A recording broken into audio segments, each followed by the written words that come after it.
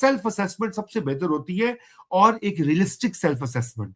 देखिए, दो तरह के लोग होते हैं। एक होते हैं जो अपने बारे में बहुत ज्यादा, उनका ख्याल होता है कि हम कोई बहुत अफलातून या 30 बार खान है, और वो ओवर एस्टिमेट करते हैं अपनी सलाहियतों को। अच्छा, कुछ लोग होते हैं कि वो अंडर एस्टिमेट करते हैं, फिर वो एहसास कमतरी वहीं से आता है। तो दोनों ही गलत चीजें हैं, दोनों ही मैं तो जाती तौर पर समझता हूं कि पागलपन की निशानियां हैं। मगर जाहिर बात है, जब आप छोटे होते हैं, उम्र में 20s में या इवन 30s में, तो आपको उसका अंदाजा सही तरह नहीं हो सकता।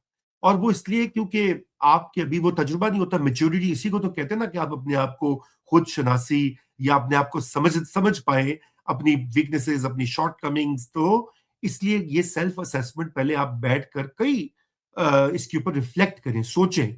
आपकी राइटिंग कैसी है, आपकी पढ़ने की स्पीड कैसी है, आप के पहले जो एग्जाम्स या जो कोर्सेज या डिग्रीज जो आपने की, उसमें आपके नंबर्स की क्या ट्रेजेक्टरी है, क्या हिस्ट्री है, कहाँ कहाँ पे कमी है। जाके मार्कशीट्स का मुताला कीजिए। अगर तो अंग्रेजी में आपके नंबर कम आते रहे हैं, तो फिर अनफॉर्चुनेटली आप एक डिसएडवांटेज पर हैं।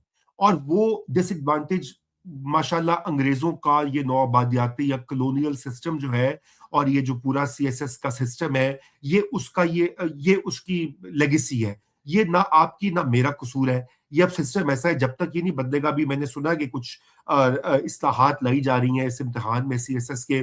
खुदा जाने वो कब हो पूरी, और कब वो उनके ऊपर अमल हो। और मुझे नहीं लगता कि अंग्रेजी इतनी जल्दी as a medium of instruction या मीडियम ऑफ एग्जामिनेशन जाएगी। और अगर दूसरी जबानें आ भी गई, फिर भी नॉलेज जो प्रोड्यूस होता है, वो आज अब अंग्रेजी में होता है। अब क्या किया जाए, ये भी एक मसला है। आई नो के तराजुम मिलते हैं उर्दू में बहुत सारी किताबों के, क्लासिक्स के, लेकिन वो स्केल नहीं है।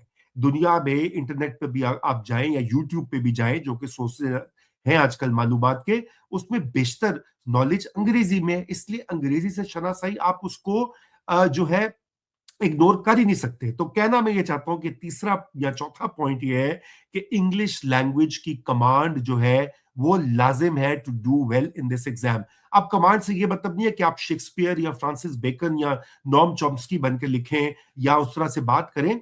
आपका एक रीजनेबल एक्सप्रेशन होना चाहिए अंग्रेजी में, यानी कि आप जुमले दुरुस्त ग्रामर की गलतियों के बगैर लिख सकते हो।